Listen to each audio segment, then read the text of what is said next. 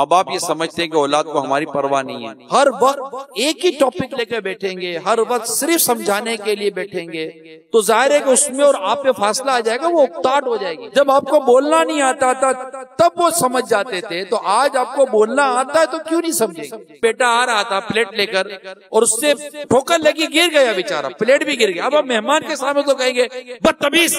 आप भी छोटे थे तो आपके भी जज्बात थे, बात बात पर आप भी रोते थे। हमारा दीन, हमारा इस्लाम शुरू से हमारी तरबियत फरमा रहा है। जब बच्चा 7 साल का हो जाए इसको नमाज का कहो। माँ सबसे पहली तरबियत का जो अपनी औलाद की तरबियत करती है। अब शादी कर ली, अब यहाँ आकर समझ में आई कि पर्दा क्या है, नेकी क्या है, परहेजगारी क्या है, तकवा क्या है, हया क्या, अब यहाँ समझ में आए।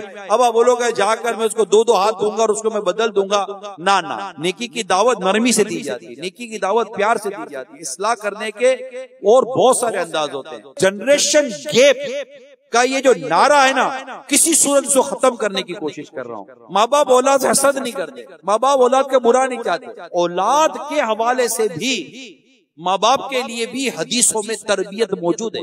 रसूल करीम सल्लल्लाहु ताला अलैहि वसल्लम ने फरमाया कि अल्लाह ताला इस बात को पसंद करता है कि तुम अपनी औलाद के दरमियान अदल करो, यहाँ तक के बोसा लेने में। आप अपनी औलाद को पहले से ही रब का फरमाबरदार बनाओ।